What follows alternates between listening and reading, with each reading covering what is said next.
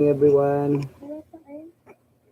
and welcome to my first ever live stream.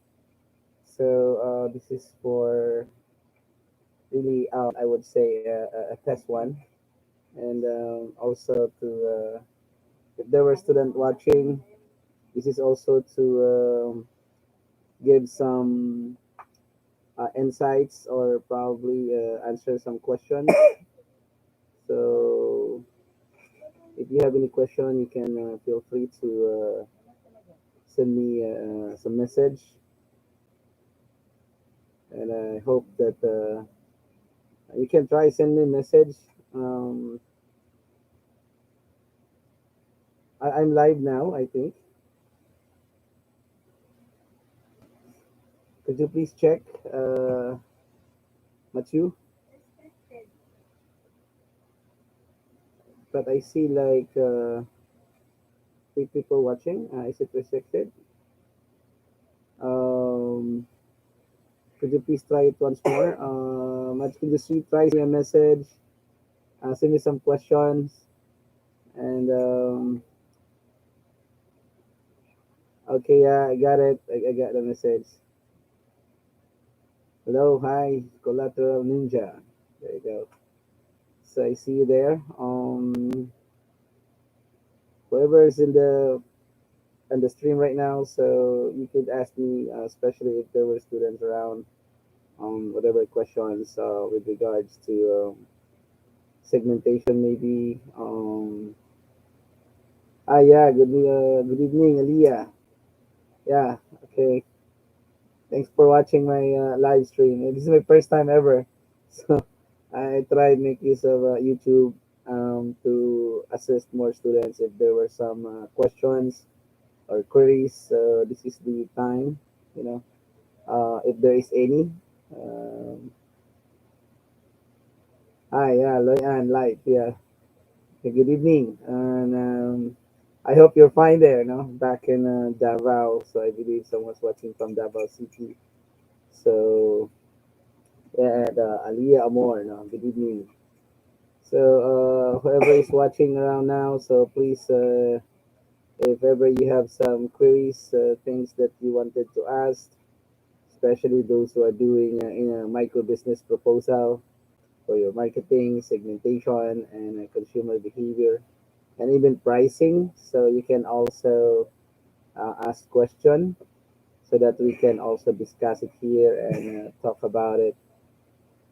So hope that my audio is good, and I hope that you're able to hear me clearly. Thank you so much for joining. I have so far on my first live, I have like four people watching. So um, hopefully it's like all is well at your end. So how's your evening, Aliyah?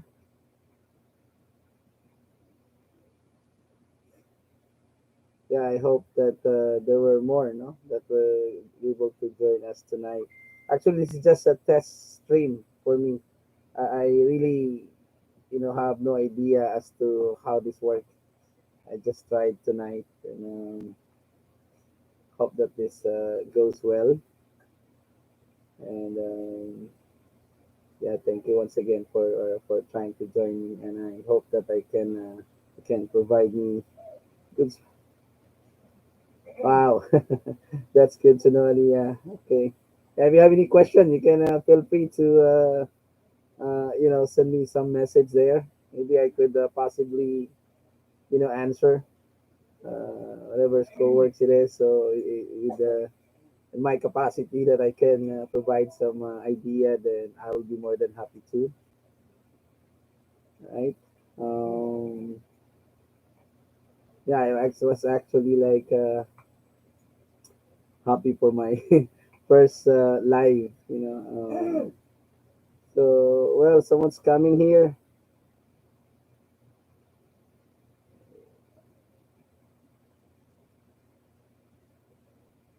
Okay, so this is with regards to the case that I was able to give you. Well, when it comes to marketing in action, so there is asking for, I believe that's the one asking for the value, no value for every marketing in action for every piece, no. So you just only have to provide what if you have chosen already a product of a particular company, and then for the first piece is the product or the creating. All you just have to do is how that product provides value to the customer. So the importance of it, how customers value it, or what is it actually that product intended to. That's for the product. For the pricing, what's the value of the pricing of this product to the customer? Is it like giving like affordability? Is it affordable for the customer? Is it within reach by the customer? So how does the price of the product able to align with the target market? So just simply explain as to how the price actually how we call this how the price actually able to be what we call this affordable, how it's affordable to the customer. So it's like yeah, you can actually put it in a table or a paragraph, no, but much better if it's in a paragraph form, no, like you put product and then what's the value when it comes to pricing, what's the value when it comes to what we call this promotion, what's the value when it comes to place, what's the value. So let's say for example in the place in terms of distribution, that do the company able to make the product available all the time. So when it comes to availability, is it available? So that's what's the value. And when it comes to promotions, how do they create promotions? Does it provide what we call this education to the customer?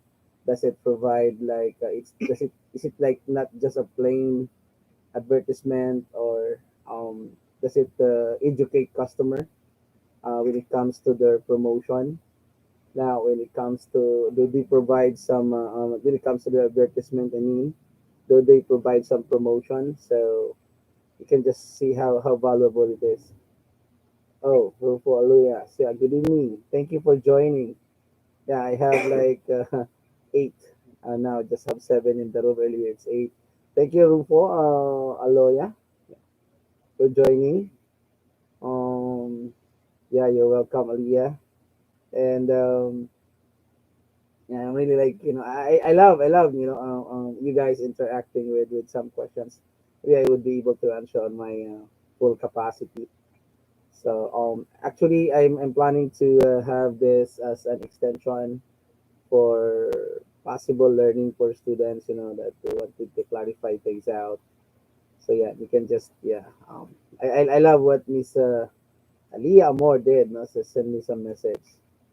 There you go. I see the I was able to hope that I was able to answer your questions. So better if you do it in a paragraph format. Then what benefits in each piece? What benefits does it give to the customer? So that's technically how you do it. All right, thanks as well.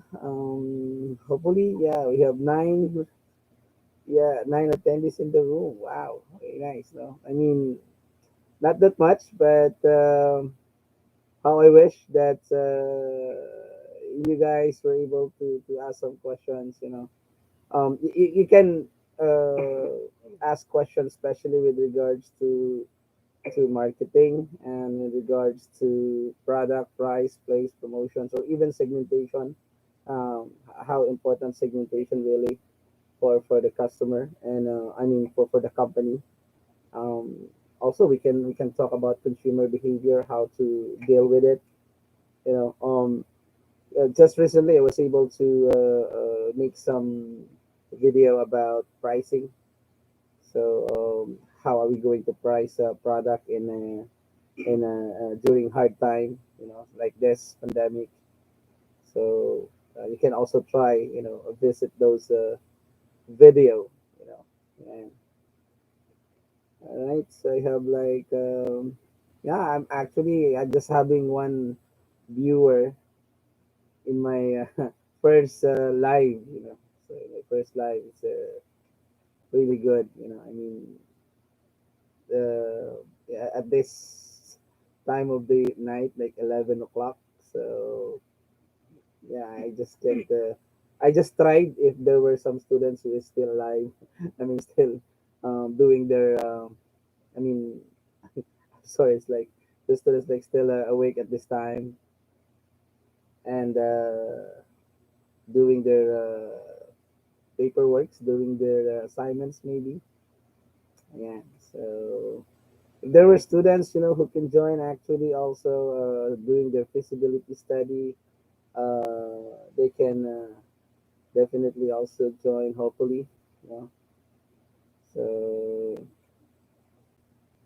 I was able to just for advising, for consult, maybe doing some consultation. You know, that's also fine and well.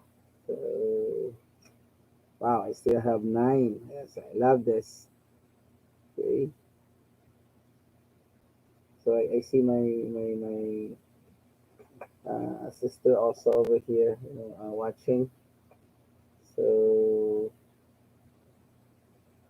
there you go. Yeah, I love hope that you'd stay with me and hope that you may ask possible questions also, and that I may, as I've mentioned, I would answer to the best of my knowledge as I, you know. Hi, Aaron. Yeah, Aaron. Good evening. Thanks for joining. Yeah. I actually intended to do this just if ever there were some question, you know, or you guys if still have some question, I would be more than happy to answer with your assignments, with your final paper.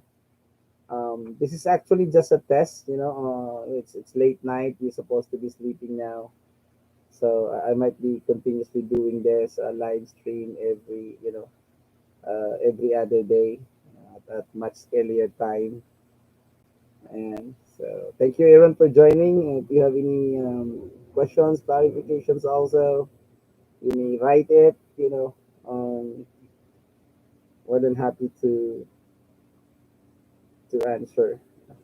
Actually, marketing people, I talk about marketing.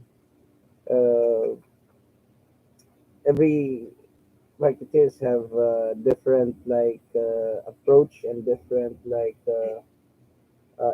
not really interpretation, but different way, you know, of doing marketing, you know, something like that. But the what we call this, I mean, marketing for Cutler is just really or seriously about satisfying, providing product to the customer.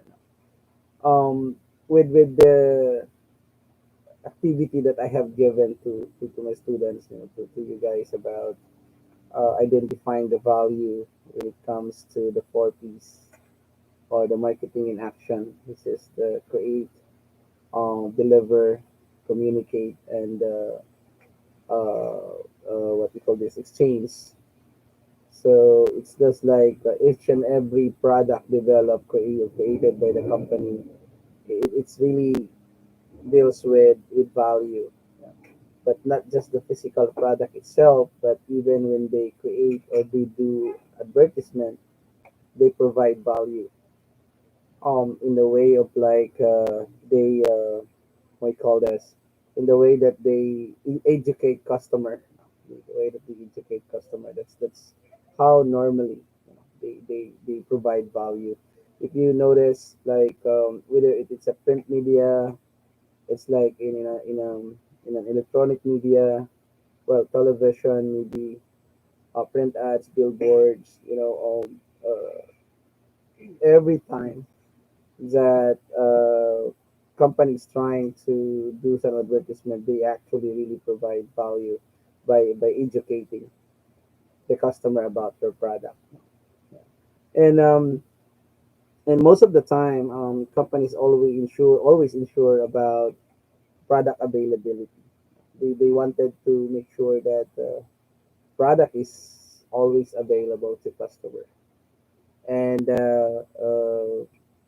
that's actually how we could find value in terms of place, distribution, or delivery. No? Delivering, as what marketing action mentioned. So when it comes to price, really, also companies provide value, no, in terms of providing price to their product, because even the brand perform market research na nagiging unsuccessful pa rin po ang product nila. Even brand perform a market research naging unsuccessful pa rin. Yes, actually, that is true. Um, it may become, yeah, yeah, good evening, Miss Ong. So thanks for joining. Yes, it is still possible that the product will become unsuccessful or fail. A lot of possible reason. That's why in every piece of the marketing, it has to make sure that value is there. Why? Because even the customer says that this is what they need and this is what they want. If the way of distribution is not appropriate for the customer, then product may fail. Sabi ko nga dyan, no matter how good your product is, if it is delivered or if it is like offered in the wrong market or the wrong segment, it will really do nothing. No? So kahit anong ganda niyan, pagka mali yung market, pagka mali yung segment, it will really fail. Okay. So yeah, thank you for the question. That's actually really good. That's why marketers are really very careful about segmentation. No? Because a lot of very good product, a lot of good product in the market that fails. No? So marami, ang daming mga produkto sa merkado na maganda naman, no? But segment is an issue. No? So kailangan each and every piece talaga with value. Um, Also, no, you can imagine Nokia, which is one of the top brand in the world before, like top 10 brand in the world, you know. So we can't say that the product is not good, and they'll do market research. No, they have R&D, yeah, they have research and development back in Finland, though they transferred here in Asia, some of the research and development. But yeah, it still fails in the market. Maybe just because of like they were not able to really cope with the competition. So maring doon ang issue. But because they are really penetrating the market. They're able to penetrate the A, B, the C, the D, even the E, no, market with the Nokia before. But still, um, they fail. They become successful. They became successful. Then yeah, later on they fail. So posible yan, no? Kahit na you do research on, especially if you didn't ask customer, so you just simply conduct research or product development directly to the laboratory. Pag yun ang ginawa, no, there is a big possibility that it may fail. Kasi in the product development process or stages of new product development process, there were different steps there. And the first steps is about idea generation. Now, if you just simply do research, directly from the laboratory, and you didn't ask customer as one of the most important source of idea, then you may possibly fail. So marketers have to be very careful of like considering, especially their customer. Ask their customer, ask your customer, ask what they need. As what Cutler said, marketing is about exploring. So explore everything. When we do research, it's not just directly from just stay with the inside the laboratory, and develop the product. It should not be that way. So you have to explore. You have to go into different maybe not really places, but explore all the possibilities where you can get ideas. And as I have mentioned, it's very important if you get it from the customer. And all right, there were actually good brand that also not successful. You know, if I may mention, yung Sony Ericsson na telepono, cell phone. The Sony. So it's like Sony. It's a known brand, and Ericsson as well. It's a known brand when it comes to durability, when it comes to the durability of the product, and functionality as well. With Sony, they're known about music, the audio, the camera.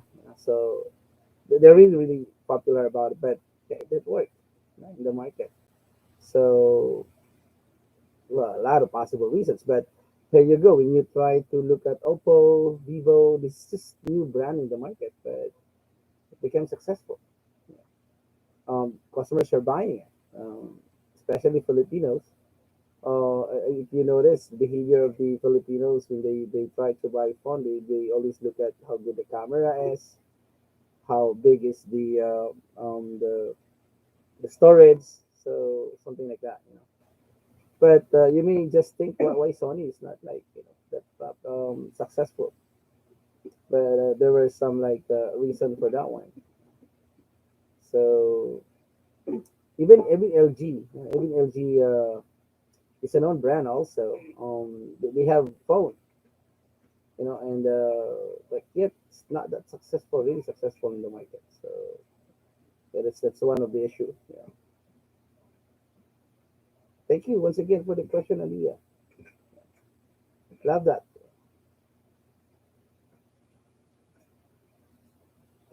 Cassie Donaire. Yeah. Good evening. Sorry, I just noticed, your greetings. Good evening. Thanks for joining. Thanks for joining. I know it's late night, and this is just actually a test once again, a test stream in the YouTube. So it's like my very first time. I'm just trying to test it. So maybe next time I'll make it more early, so that a lot of students can join and also ask questions if they have free time, especially during free time.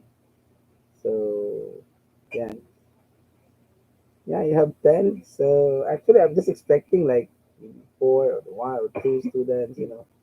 But yeah, I love that I'm seeing like 9, 10 people, in the room. So hi, Filipino foreigner. Oh wow, yeah. Thank you, ma'am. Thank you for joining. Hello. I'm not sure what time is in your end right now in Iceland. But yeah, I really appreciate you joining my first ever uh, live stream. I'm just actually planning to do this of like giving more information to my students. Wow, I'm here now. It's 11 o'clock in the evening, man. So it's like 3 p.m. there. Wow. So it's like the. Is it like a Saturday there or like Saturday 3 p.m. or is it Sunday or if you mind me asking, maybe it's like the time difference. So yeah, and I'm happy to see some like um, what you call this maybe a subscriber also joining from a different country. Yeah. So it's 11 o'clock p.m. in my end, Saturday. So in Iceland, maybe it's like it's Saturday afternoon. Uh,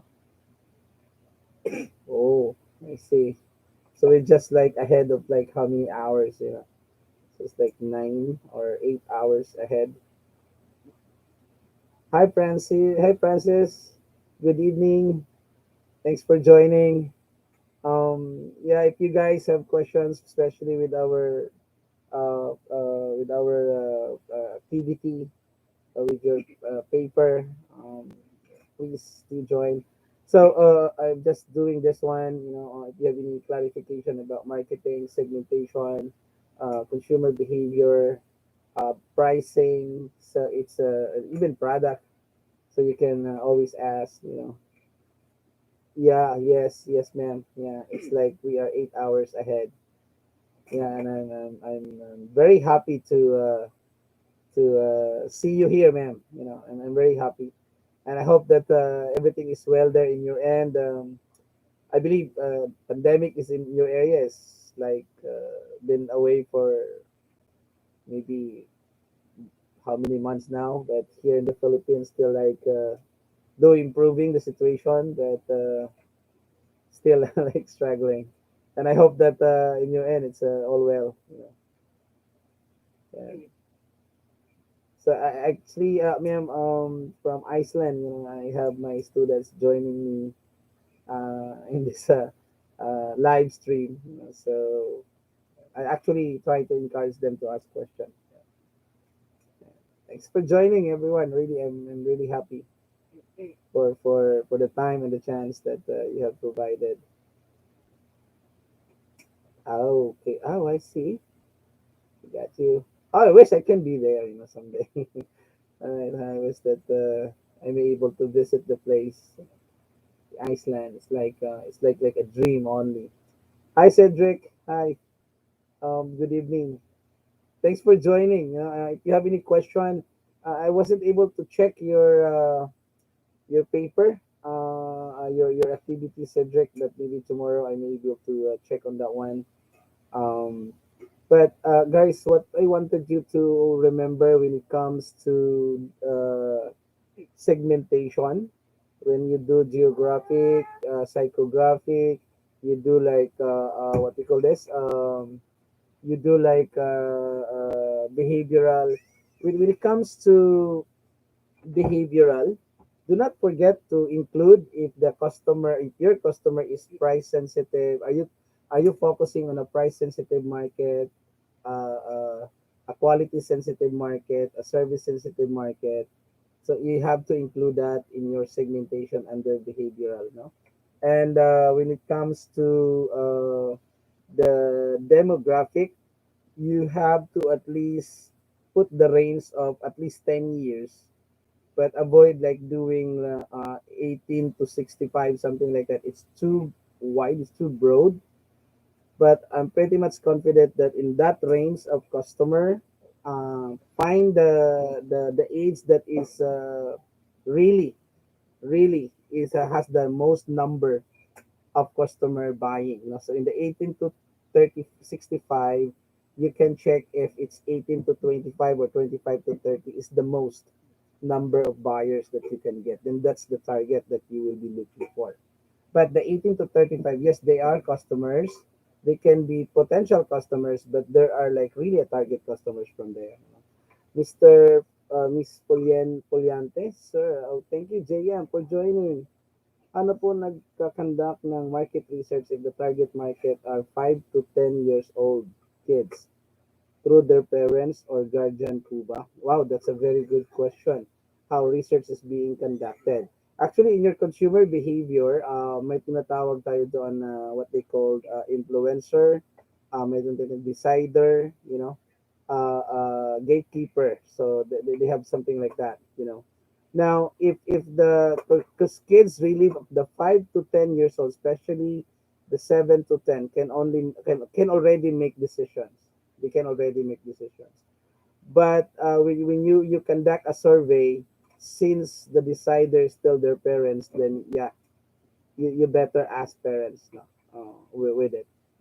But if you have access with the 8 to 10 years old, you can actually ask them because they are the influencer as well. So you can also ask them, if you have access to them. But for during this pandemic, actually, better, yeah, I would consider asking parents for it. But if you like do Google survey, these 10 years old kids have already access to it, and they have access to Google information. So I think you can also consider them. Okay? Now, and it can we can also look at the product that you are offering. so that we can also consider or identify who is to survey. We can do that one. Yeah, thank you, Cedric.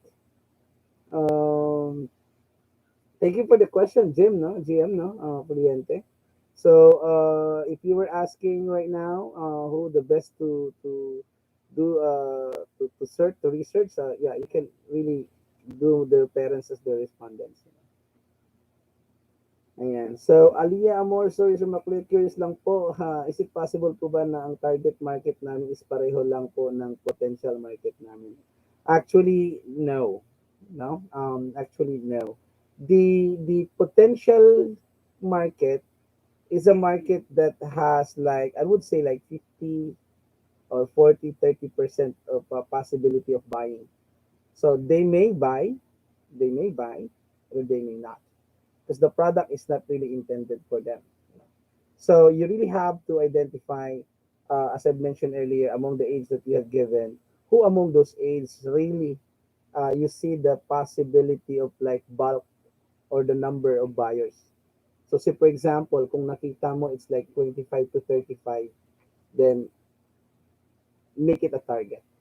Kasi the target market is really the customer who is really into buying the product. So sila talaga yung naka where the product is intended to. So yun. So kailangan what we call this, if you really wanted to consider 45 and up, so mark them as your potential market. But yeah, the 25 to 35 kung yun man yun, or 45 to 6 to 50 kung sila man yun, is considered target considering that the number of customers are coming from that age level, from that age group. So maaari kasing lahat ng age group na yan ay market mo. Pero saang age group ka makakuha ng mas maraming buyer? So that's what you have to consider. So regarding the activity that you gave us in marketing and action, are we okay if format or in a certain follow-up? Okay, yeah, that's a good question. Actually, as I keep on telling you guys, I always give you a free hand to make your idea. To make you have a free hand to think as to what would be the best way or the best thing that you can do to present it. Okay. Now, but earlier I've mentioned it's better if you present it in a table format, like you have the first column, you have there the piece or the marketing mix in action. You have there the product, price, place, promotions, or the create, deliver. First, then on the second column you put the value that the company have provided. So with the product, what's the value being provided? With the promotion, what's the value being provided? So as I have mentioned, most of the time, as what we talk about when it comes to promotion, advertising, when it comes to advertising, it has to be educational. If the advertisement provide, if the advertisement educate the customer, then that's what the value is. But if it is just simply informing the public, then it doesn't show any value.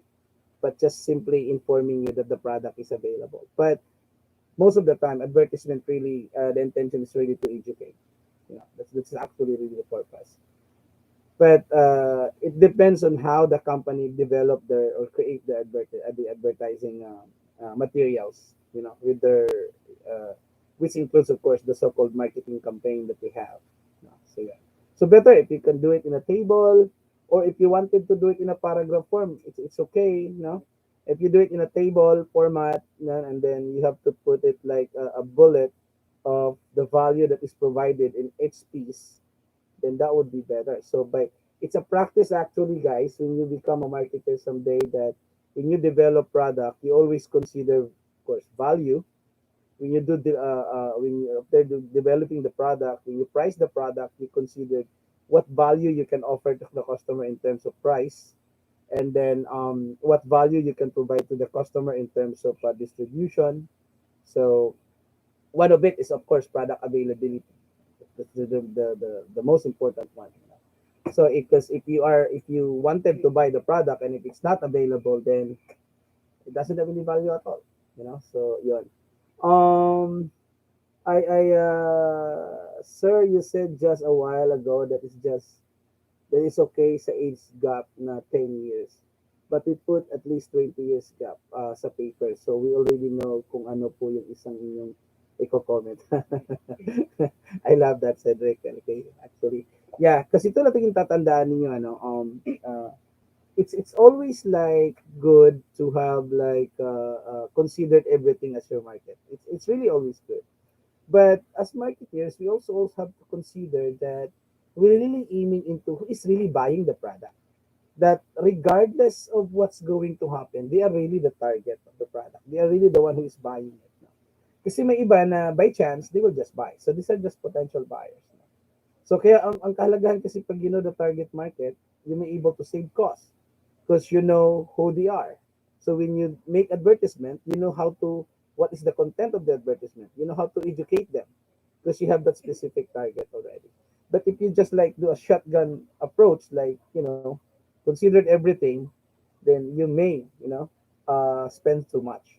Baka pag naglabas ka ng advertisement, walang dating sa kanila. No? So that's one. Thank you, Cedric. Sir, you're going to sing or like about lecture lang. Cedric, napatawa mo ako. I would really like me to sing. It's like Aliyah icebreaker. Okay.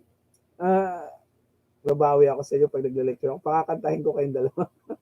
Alright, thank you guys. You make me laugh actually. Nilagay ko po kasi bullet but ayusin ko na lang po. Yeah, you always can do that. You know, always can do that. And I am showing already no some work yung sa mga chinikan ko may binalik na sa akin. I'm showing already improvement. And I really see a big change, on how you do your output. And I'm happy for that. Kasi do palapit na yung ating the final, I'm happy for it because when you go to the next chapter and you do I think product management for next, then I know that you're ready to do it. Um, icebreaker. Si Elia pinapakanta ako. Sir, can we request you to Ay, yeah, later I will like practice on it. Angeline, yeah, Miss Blanco, thank you for joining. I know it's late night, guys. I hope that your parents, won't get angry with me, but yeah, you make my evening good. So, pinapakanta ako ni Miss Blanco. Natata- yeah, I really don't know how to sing, but yeah, I may do some practice first, of course, because I'm not sure if our friend, my friend from Iceland, is still here. So she actually joined and tried to, check out late earlier. So it's like almost 4 o'clock in Iceland now. It's like 3:16 in Iceland. So binobola ako ni Angeline. So yung boss ko, di talaga ako marunong kumanta. But maybe, um, pag nagsasalita lang yan, Angeline, but it's not really good in singing. So, di po uso tulog. Wala yon. Wow. So, I know that there's a lot of like, activity to finish. Alam ko, madaming activity kayong gagawin. So, yeah, that's good actually. Those people who is working at night, sa mga nocturnal people, nang medyo mas nakakapag-isip pagkagabi. I remember I have one video sa YouTube about tips on having doing online classes. So to find your most comfortable time, most comfortable place, most productive place where you will be working, most productive time. Yeah, I actually mentioned that one. No? So yeah, maybe I do practice tomorrow and next time I'm gonna sing for you. Sir, kasasayaw lang po namin sa PE. Oh, it's just a late night, no? Ang hirap. Ang hirap daw sumayaw. Sir, yung activity mo po parang ang hirap, sir. Hindi naman. Actually, actually I already explained it, no? Kanina na si Aliyah yung unang-unang nagtatanong sa akin, no? Actually. So, and it's a good venue really to ask questions. I see the I see the importance of this live stream. A lot of people watching us anyway, or some people watching us. Actually, it's like madali lang siya, no? The best way to present it is in table. The best way to present it is in table. It's like what's really the objective with that one is that for you marketeers to always remember that in every piece you have to ensure value for the customer. When it comes to place, make it sure that that product is intended for that place. The first thing, that's the first value that you could offer. And make it sure that if it's intended to that place, it should be available in that place. So it's like you always remember that yung piece na yan is not just simply identifying those things, but it is just reminding us that in every piece we have to provide value to the customer. So when you set price, make it sure that it's valuable to the customer. So as I keep on saying on my other students, it's like remember this as well when it comes to pricing. When it comes to pricing, um, especially in the Philippine market, we have like A, B, C, D, and even E type of market. So when you develop product, and if the product is really intended for, the class D and E, make it sure that when you set price, it's a price that is valuable to them. You know, because if the product is intended for them, and say for example, what they have in their pocket is like 50 pesos, and you price your product at 60, no matter what happened, they can't buy it. So in terms of price, you are not providing value anymore because no matter how they try, they only have 50. So how can they buy 60? So this is like a very like what do we call this? A street smart thinking of like no matter what you're gonna do, you're gonna dance, you're gonna sing, you're gonna do some circles in there. But if they only have 50, they only have 50. They won't buy 60. Because that's the only thing they have. Not unless if they pay you 50, you price your product at 60, and they pay 50, you give them your product, then that's okay. You know, they're gonna have it. That's really impossible for a company to do it. Para akong kot. Nawala na ba? Sala di ko naabutan si Sir. Ayan, Sir, pa-shout out. Kobe, si Kobe Aguliano, shout out daw. Hi Kobe.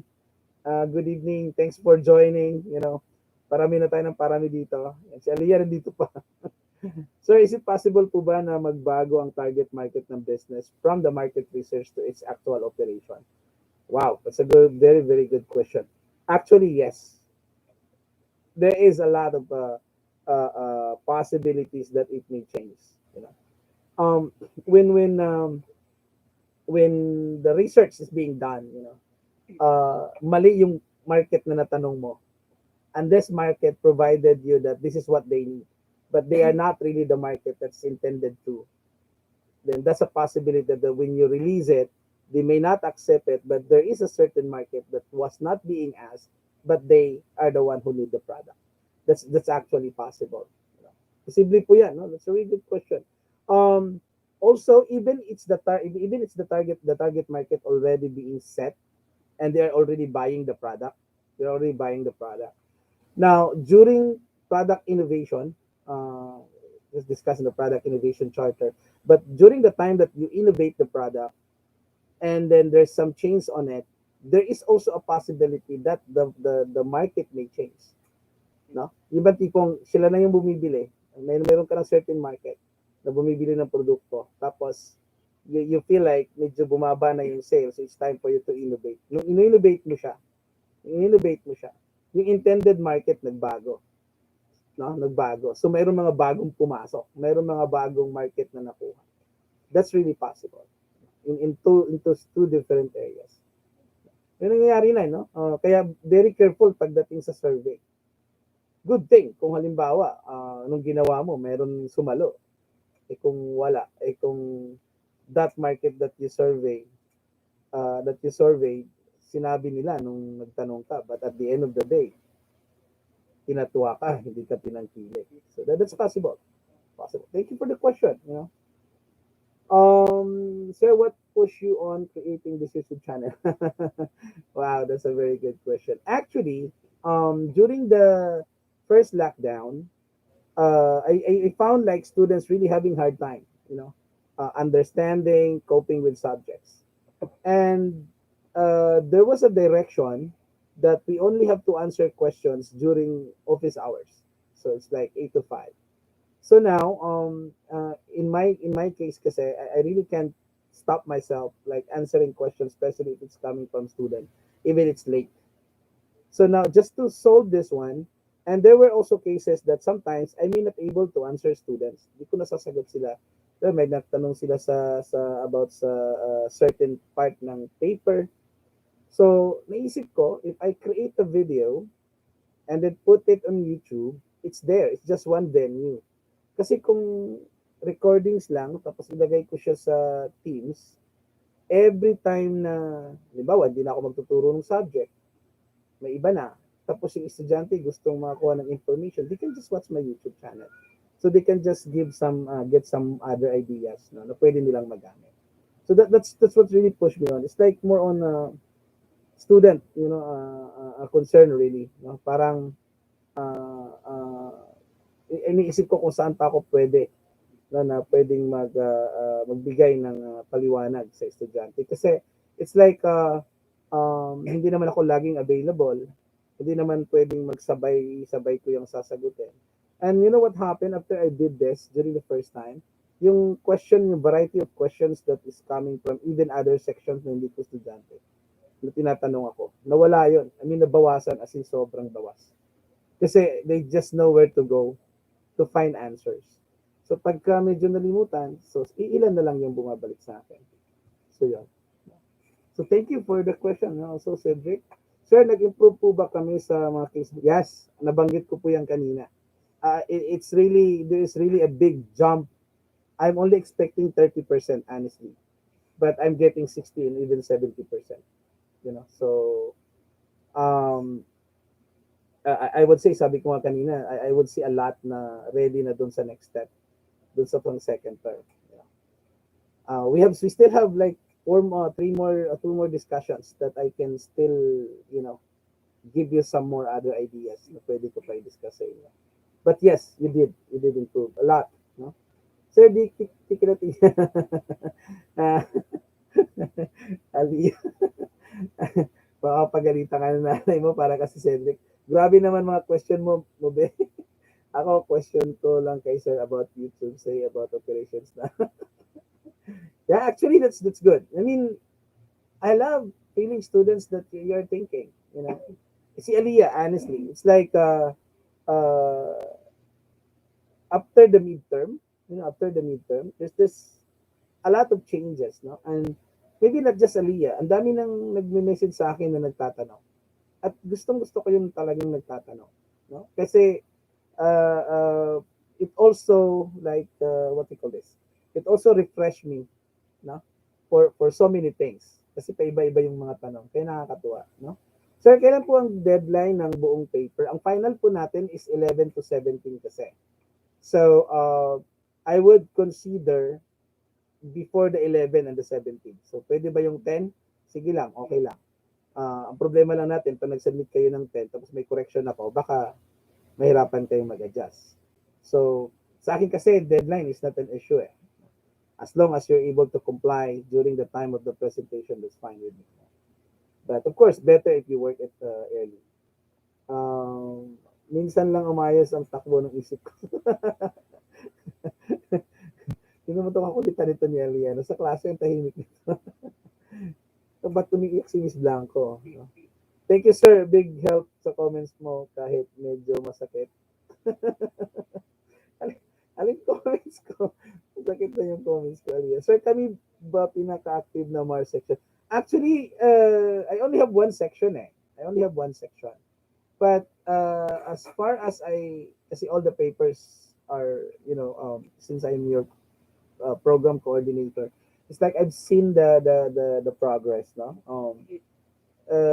So far, marami naman ding mga active na students, no? Marami naman mga active na students. Pero kung ganito yung papakita nyo sa akin sa klase, sabi ko na kayo na yung naka-active na estudyante na subject, no? So, yun. Yung Mark to 11, they used to be my student. They're also very active. No? Actually, ang comment ko sa ating program chair at sa ating OIC, sabi ko nga, parang ang daming active na estudyante ngayon sa mga first year na napapansin ko. No? So, sabi ko nga, bihira yung alam nila na pagdating sa case ko, alam nila na ilan lang yung talagang nakaka-80. no? Nakaka 90 sa klase ko. But when I submitted like meron ako na-submit na 3, meron ako na-submit 3.5 na grade, 2.5 na grade, no? Yun na yung pinakamataas dati eh, binibigay ko. But now I have given 3. I have given 3.5. Meron pa nga yata ako nabigyan ng 4 eh, if I'm not mistaken. No? But ang sabi ko nga, that is your raw score. That is who you are coming from high school. Now, that's actually a thing for you to like, okay, I should have to change, I should have to improve this. Bilang marketista, I should have to improve this. And it's doing well, no? It's doing well. Kaya, yeah, you may surprise on your finance. You know? Sir, curious lang po, regarding sa marketing mix in action, pasok din po ba sa exchanging yung papalitan ng fast food chain, yung product na in-order mo if you conducted a complaint? Actually, that's part of the customer service, yung pinapalitan yung ano. Exchanging there is not about exchanging product, but exchanging there is like mentioning about the value of the money that the customer is paying to the company, or the value of the money that the customer is paying while getting the product. Yun yung sinasabi dun sa exchange in action sa marketing. So, pagkabilitawan ko ba tong pera ko, what's in it for me? Okay?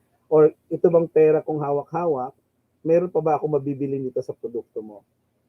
Na. So, kung meron akong 50, as example, sa presyo ng bigas, halimbawa, so may hawak akong 30 pesos, meron pa bang value? May mabibili pa ba ako? Yun yung sinasabing exchange. Can I still make use of it? Can I still get value out of this amount that I have? No. So sa marketing kasi lahat ng pera may value eh. Lahat ng perang hawak mo may value eh. So kailangan mo lang tapatan ng produkto para dun sa ano na 'yon. Lagi ko nga pong sinasabi, sa lecture ko that if someone eat pork for their meal, and someone eat like sabihin natin tuyo, no, for their meal, does it mean ba na yung tuyo ay mura, walang value as compared to pork na mahal? Siya lang ba yung may value? So, because when you look at the definition ng libro, pag sinabi natin value-based price, they just simply mention about uh, um, the, the, the, the exchange of the money, no? Parang lagi lang yung sinasabi na pagka value-based yan, mahal yan, no? That's actually the intention, no? That's actually what's the purpose. Pag binasa mo yung libro, pag sinabi ng value, kahit yung pinakamaliit na bagay, pinakamura na bagay, may value. Tama yon, no? Kasi hindi naman natin pinag-usapan yung what we call this, isang tao lang eh. We are talking about different customer. So what is valuable to you may not be valuable to me. Kung sa akin, valuable yung sardinas, sa'yo hindi, it doesn't mean na yung kinakain ko walang value because I'm talking to myself. You know? I'm sorry. Kaya, kung si customer A ang tinitingnan mo, may pera siya, iba yung kanya. Kung si customer D or E ang tinitingnan mo, wala siyang pera, ito lang yung makaya niya, hindi ibig sabihin na porkit wala siyang same amount ng sa kabila, wala na siyang value makukuha doon sa binibenta mo. As I mentioned, meron kang 50 pesos o bumili kang dinorado na bigas, 60 pesos. Dinorado yon, mabango, masarap. Masarap yung lasa, kahit siguro wala kang ulam, pwede mo kainin. But it doesn't mean na if I have 30, tapos ang binili kong bigas, hindi dinorado, 30 pesos lang ang presyo. It doesn't mean na walang value yon. There is such. Unang-una, I was able to have an exchange. Doon sa 30 pesos ko, nakakuha ko ng bigas. Tapos nakakain ako, nabubuhay ako. So a lot of things. So like, yun yung thinking dapat ng marketing, no? Marketers no, na when you develop product, it's not just about simply saying, may value to, maganda to, mahalaga to. Hindi. We just look at really the customer itself. No? Kung sino ba yung market natin talaga. No? So, sir, we want to meet you po. Punta po kaming school after first sem. Sana nandun ka po. Hindi pa tayo sigurado kung meron tayong face to face, but soon definitely we may be able to see each other personally, no? Ayun. Sana sir sa second sem Prof pa rin namin kayo pagpasok ng love ko subject mo sir, pero po ang hirap. Hindi ako naniniwala sa iyo, Angie. No? So you're one of the students that's doing well no during discussions. So parang ano yan, parang baliktad naman yan. Anyway. Yeah, and ito, yeah, si Cedric, sino yung mga usas sa mga estudyante unang-unang matanong, makulit. It's really good, no? Kasi guys, ito tandaan nyo, hindi naman kailangan talagang maging matalino ka na sobrang ano. You just have to be curious. With marketing, you just really have to be curious. Yun lang. Maging curious ka lang sa paligid mo, you will really become a real marketer, no? Sana sir sa second sem, proof pa rin namin, dito na di na po ko papasok pag Angie, pasaway ka talaga. Yan, you know, we had a lot of faculties no sa NU na much better no. I mean, pare-pareho naman kami. Siguro iba lang way ng delivery ng message namin or ng aming discussions. Iba-iba lang siguro. Sir, ask lang po about sa financial part ng business proposal. Meron pong bang scientific kind of template po ba na mid-life estimate monthly sales po? Okay. That's a very good question, Kashi. Okay. First of which, uh, isa lang template ang ipoprovide ko sa inyo. Siguro by next meeting, ipoprovide ko na yun sa inyo. Pero yung ibang template na hinihingi doon, kayo magagawa nun. Let's say, for example, template ng credit, I think meron doon na list of credit. So, develop kayo nun. Kayo yung mag-iisip kung ano ba dapat ang nasa kailangan na laman ng isang listahan ng pautang. Yeah, yun no? So, of course, nandun yung pangalan ng utang. Kailan siya nangutang? Kailan siya dapat magbayad? Magkano yung inutang? At bla bla bla kung ano-ano pa. So, gagawa kayo nun. Sasabihin ko sa akin, kasi grade down ko yun eh. Tapos, once that, before the final discussion, so ipapaliwanag ko yun. So yun, ang i-provide ko po sa inyo na template is yung simpleng template ng financial statement or income statement. Ipo-provide ko yun sa inyo, yung sales, less of cost of goods sold, tapos yun yung gross income mo, tapos less mo yung mga expenses. So, yun, yung basic lang. Yung basic na finance talagang i-provide ko sa inyo. Pero yun nga, listahan ng utang, listahan ng mga pinamimili. So, gagawa kayo ng sarili yung template. Tapos, aayusin natin. Okay? Para hindi naman masayang yung idea ninyo. Kasi, normally guys, what had happened sa school, ito naging old practice. Lahat binibigay. So, yung estudyante, okay, kung ano yung nakalagay sa template, yun yung gagawin ng student. Problem is, hindi na ngayon tayo nagkaroon ng development. Bakit? Idea ng teacher yun eh. Template ng teacher yun eh. Pero once you develop your own, inyo yun. Inyo yun. I mean, kung mayroon ka naisip na idea, pwede mong gamitin doon. Pwede mo siya isama. Ayan. So, yun yung purpose ko talaga. Kaya gusto ko, may ilagay kayo sarili yung template. Sir, ask lang po about sa financial effect. I think nasagot ko na yun. Hi sir, with regards to, Laila Borinaga, thank you for joining. Marketing in action, any type of industry will do naman po, di ba? Yes, yes, definitely. I choose social media graphic design platform po kasi. Okay yan, no problem. So, we're not limited to naman to product itself. We can do service, actually. We can do service. Okay, Miss Ong. Hala sir, sorry po sa pagiging makulit No, it's not. That's actually the a nature of a marketer. Nature yan, no?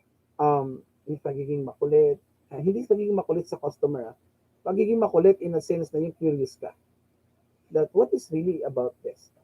Kasi alam ko marami kayong nakikita, tapos you stop there, na parang, okay na to kasi ito yung nasabi.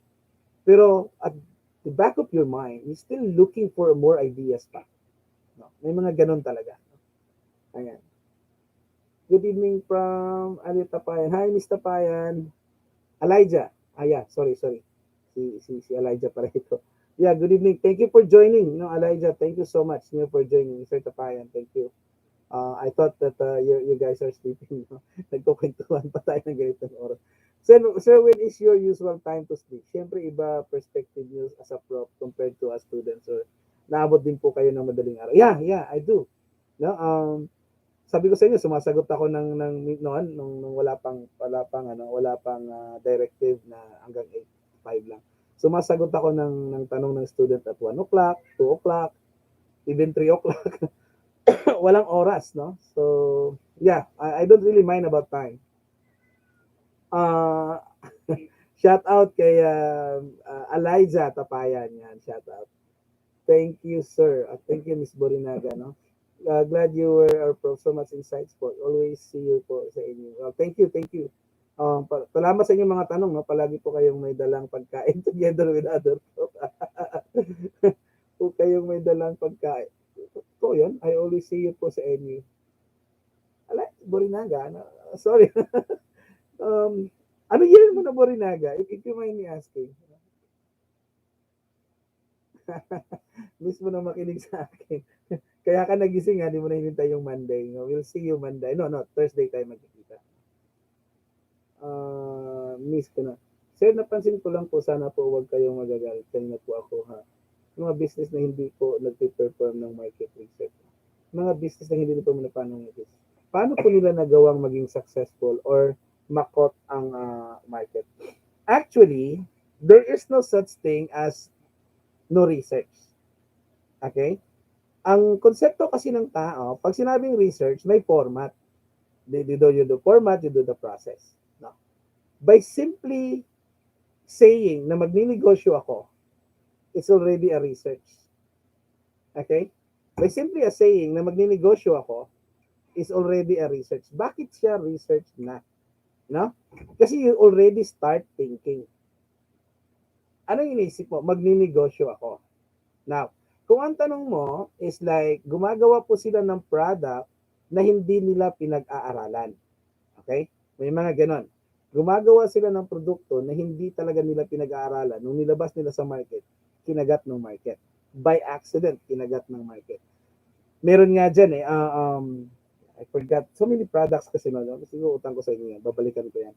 May mga product kasi na ang intended, tanong kanina na ang intended market is A, tapos ang bumibili B, nangyayari yon. No?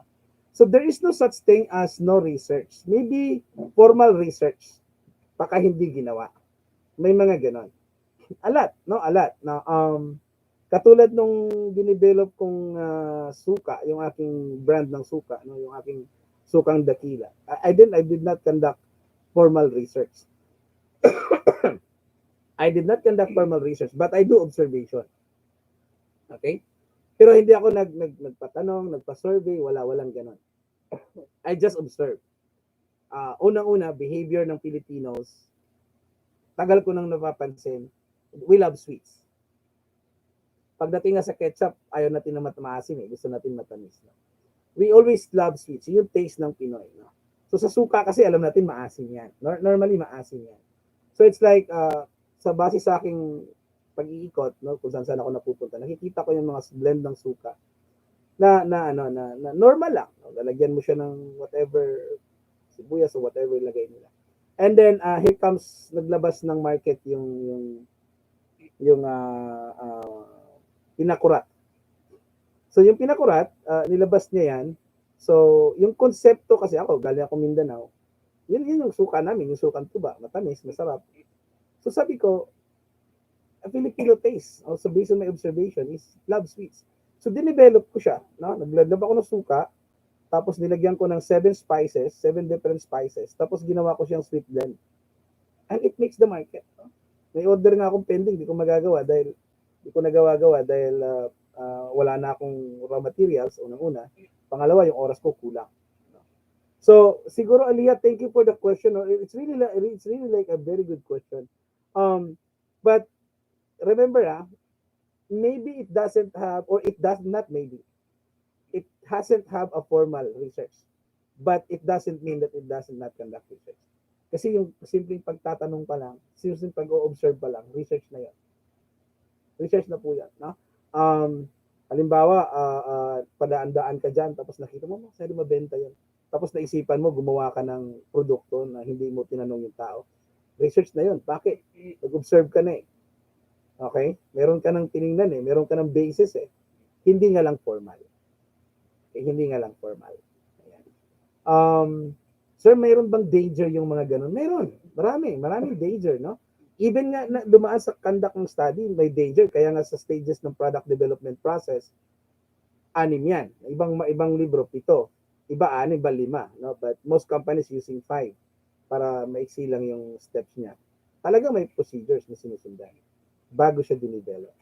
So, yan. So, gusto ko itong may dalang pagka-third year na. Kaya, si Miss Borinaga. Yan. Nakikita niya ako sa school. Yan. Yan yung Mr. Same as Mr. Bariga pa rin. Same pa rin naman.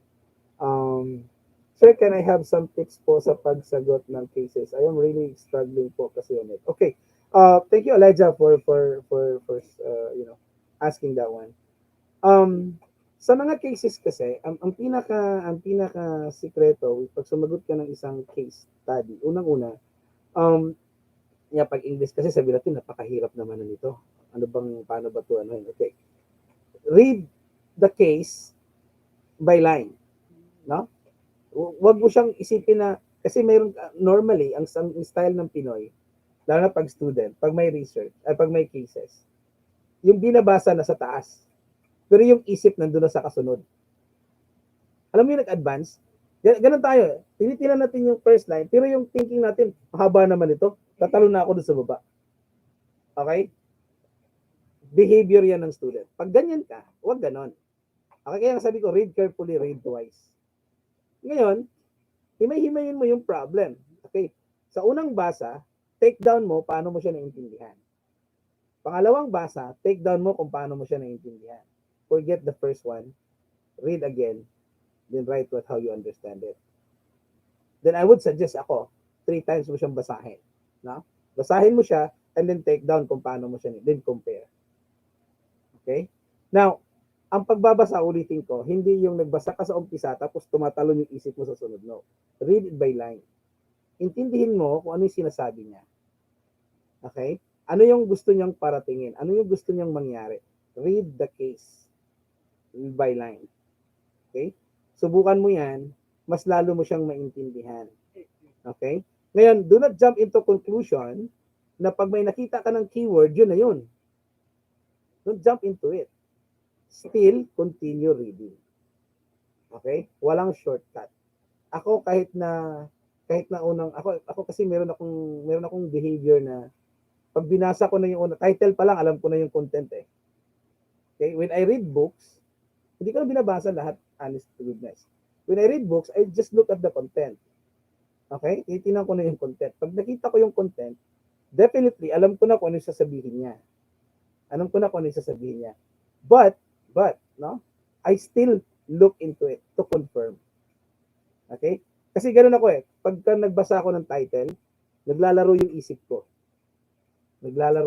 As in, software naglalaro. Kung ano yung gusto niyang iparating. Naglalaro yan. Pagkatapos, okay, sige. Maybe ito yung gusto niyang sabihin. Di ba, ang title ng libro, Pricing in a Price-Sensitive Market. Okay? Pricing in a price-sensitive market. Pag binasa mo na yan, doon pa lang sa title niya, alam mo na ang ibig sabihin niya, no? Paano magpresyo sa mga taong masyadong sa price. Masyadong kino-considered yung price pag namimili. Kasi sila sa price sensitive. So, alam mo na ngayon kung ano yung posibleng content. Na ang posibleng content nito, talking of those people who cares more about price and may care less about quality. No? Kasi pag price-sensitive market, ibig sabihin ito yung mga market na kung saan maaring may pambili, isang senaryo, maaring may pambili, pero tinitipid yung pambibili. Yun namang isang senaryo, wala talagang pambili, hanggang doon lang. Okay? Kaya ikaw marketista, sino sa mga price-sensitive na yun ang gusto mong pasukin? Kasi ganito yan. Yung mga may pera na price-sensitive, sila yung mga market na sinasabi nila sa pricing na competition-based price market. Ano ibig sabihin competition-based price na market? Sila yung mga tao na bago bumili, nagkukumpara ng mga produkto. Tingnan ito, price, tingnan ito. Competition-based market yan. Okay? Hindi yan price-sensitive. Okay? Hindi sila truly price-sensitive market. Competition-based sila. Okay, gusto nila yung price. Pero, may kinukumparahan sila. May market naman kasi na hindi nagkukumpara. Kung ano lang yung kaya ng pera na, yun yung bibilihin niya. Lalo na yung mga sobrang mas mahirap na katulad ko na wala namang pera. So, yun. Ganun. So, yan. Shout out. Fine. Miss ko naman sir. Third year na siya. Okay. Sir, can I have some tips? Okay. Yeah, Elijah. Try that one, no? Sinabi ko. Wag, don't, do not overthink. Just dun ka lang talaga sa case. Naka-focus. Saka read along the lines. Ha? Huwag yung tumatalon ka. Try mo yon, no? Sir, does a marketer get out of knowledge po? Looking and hearing at you po. Parang endless information. Yes, exactly. Endless information. Sabi nga ni Josiah Go, the market will never get old. It will only get old in the eyes of a lazy marketer. Lagi kong tinatandaan yan, yung mula nung nabasa ko yung contemporary marketing ni Josiah Go. The very first page pa lang na binanggit niya yun, it really strikes me. Tama naman. Kasi kung tamad kang marketista, hindi ka na mag-iisip. Ang lagi mo lang iisipin, tama na yan, pwede na yan, may bumibili pa naman. No? Maraming ganon. Kaya ang daming nakikita nating businesses na, bumibenta. Pero hanggang doon lang. Hindi nag-grow. Okay? Sila yung tipo na, may bumibili pa naman, okay pa yan. Pero sa konsepto ng marketing, hindi sapat yung may bumibili. No? Kaya kung natandaan nyo kung kayo nag-ABM, yung Product Innovation Charter. Product Life Cycle. Sa product life cycle, may maturity stage. May introduction, growth, tapos maturity. Normally, ang mga big companies, pagdating sa maturity, hindi nila hinahayaang yung next step decline. Magdi-decline yung product. Hindi na hinahayaan yun. Doon pa lang sa tuktok, gumagawa na sila ng paraan. Kaya lumabas yung Product Innovation Charter. Lumalabas yung konsepto, strategy na innovation. Kasi pag naramdaman ng kumpanya pababa na, i-innovate mo na yan para manatili ka doon sa taas. No? So, ganon. Kaya, it's true. It's really endless. Endless of informations that you need to read. Endless of informations that you need to consider. Curiosity lang ang pinaka-key doon. Basta curious ka, you will always find information. No? Basta always ka. No? Sir, does a marketer get out of the knowledge po? Get out of knowledge po. Actually, hindi talaga. I mean, it never, a real marketer always really have new ideas in mind. No? Paano namin yun gagawin, sir? Do we need to read more books? Hindi naman. Hindi po. I mean, curiosity, as I've mentioned, bumiyahe ka dyan sa EDSA, nasaan ka man ngayon, lalabas ka ng bahay mo, just be curious. Look around what is this businesses are doing. No? Kasi, whatever written in the book, kahit yung vendor sa kalye, ginagawa niya. And considering that this vendor doesn't have formal education. Okay? Tingnan nyo siguro, mga bata pa kayo, you might notice, o maaaring hindi nyo na naabutan, na ang fishball quick, binibenta lang yan as fishball. Tapos yung suka niya, nandyan. Hanggang sa nag-evolve. No, yung suka, mayroong matamis, yung suka, nagkaroon ng nilagyan ng toge, yung suka, nilagyan ng maraming sibuyas, nilagyan ng maraming pipino. Wala namang formal study itong mga to No? But how do they know it? That's information. I mean, they listen to the customer. Kuya, baka pwede mo naman itong, or maring hindi nagsalita ang customer, nilagyan ng sibuyas, nakita niya tinatanggal yung sibuyas ng customer, kinakain. Lagay ka ng other na variety doon. And it works. No? Wala namang formal study, ang dati niyang benta fishball. Pero nakita niya, na pag bumili ng fishball yung customer, pupunta doon sa kabilang vendor, anong binibili? Palamig. Kaya nangyari, yung fishball may palamig. Ano yan? That's an endless information. I mean, you should never be out of knowledge. Okay? Kasi it's like, what do you call this? Mawala tayo doon sa sinabi ni Josiah Go na ang merkado, tatanda yan kapag katamad yung marketista. Pag sinabing tatanda, ang produktong binibenta, yun at yun at yun lang. Wala nang iba. Okay? So yun. But again, di naman ako walking encyclopedia, di naman ako walking books, ano. Ang akin lang, ginagawa ko lang yung kung ano yung sa tingin ko, what I'm preaching, no? Kung ano man yung tinuturo ko, ginagawa ko. I even ask my kids to do it as well. No?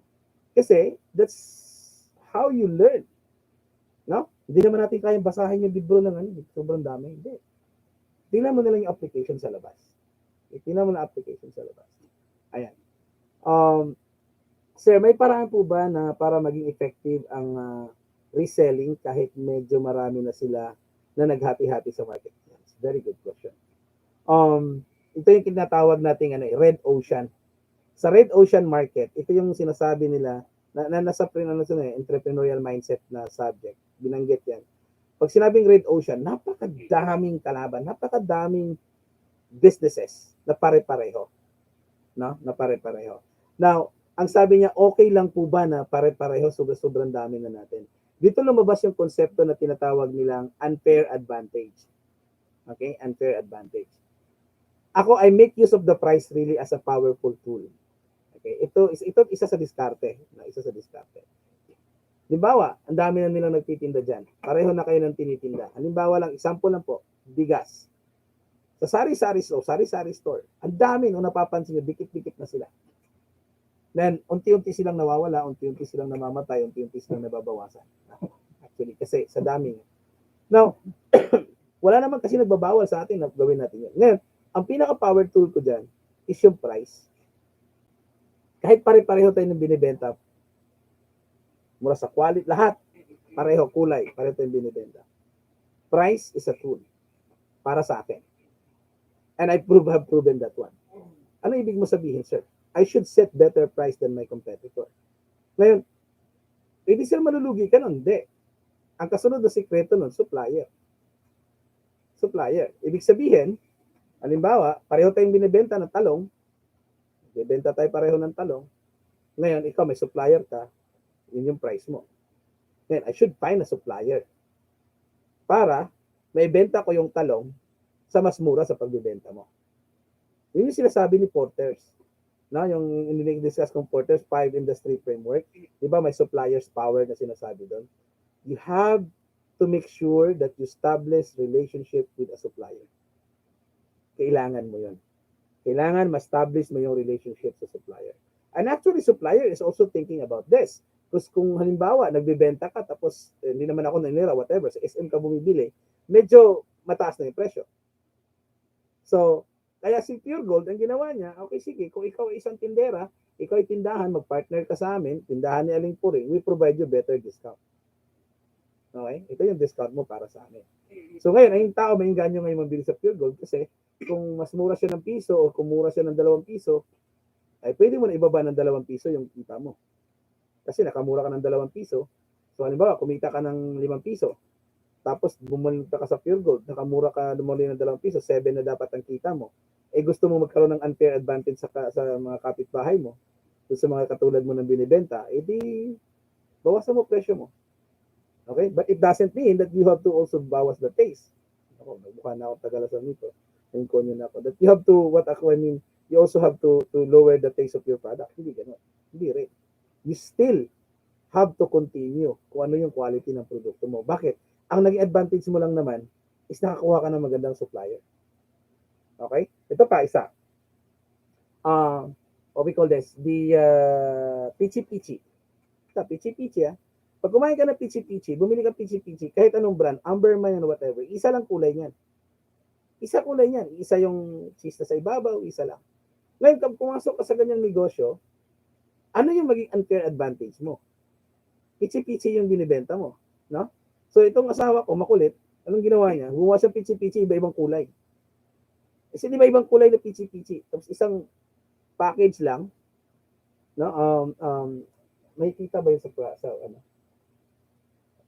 I will show you sometimes, no? Merong gumawa siya ng, this is an example, para lang masagot natin yung tanong niya, no? Pare-pareho na tayo ng binibenta, but kailangan meron kang tinatawag na unfair advantage. No? So let me show you this. One moment. Wait, wait, wait. It's like, ayan, to. Ay, naglobat. Naglobat yung ating cellphone. Gawa sa pichi-pichi, iba-ibang kulay. As in, para siyang nagmukhang rainbow doon sa lagayan. Tapos pinost niya. Wala pa yatang ilang segundo, daming order. I mean, pero pichi-pichi lang yan. So, ano naging unfair advantage niya? Instead, nilagyan niya ng kunting twist yung pichi-pichi. So, yeah, amber, isang kulay lang yan. Hindi naman, di ako nanina, whatever. But of course, hindi lang sa kulay yung gawin mo because you have to put something better in your mixing sa taste, no? Kaya nga sinasabi sa marketing, mayroon tayong tinatawag na trade secrets sa business. So yung trade secrets, ano man yung nilagay mo diyan na nagpapasarap na hindi nakikita ng tao, tago mo yun. Like Coca-Cola, for 125 years, 130 years, no one ever knows kung ano yung halo niya. Laging dalawang tao lang ang may alam niya, no? So, maybe I don't know if you will see this. Ayan, no? Okay? So yan yung if you like look at this, pichi-pichi yan, no? It's like lagyan mo ng twist. Pare-pareho tayong pichi-pichi or pare-pareho tayo ng binibenta kung ano, bigas pare-pareho tayo ng binibenta. But what makes you different? Lagi yan ang isipin mo. Kahit na pareho tayong tinitindang banana Q, lagi mong isipin, what can I do to get unfair advantage? So, yan yung lagi nating iisipin, no? Ayan. Thank you, sir. I will work on. Really hard for me po talaga kasi, sir. Dahan-dahan, Elijah, no? Dahan-dahan mo siyang baguhin, dahan-dahan mo siyang, read mo siya by lines, by phrase, by what we call this, every period, doon mo siya basahin, no? Yeah, medyo mahirap pang English intindihin, but slowly, magagawa mo yan.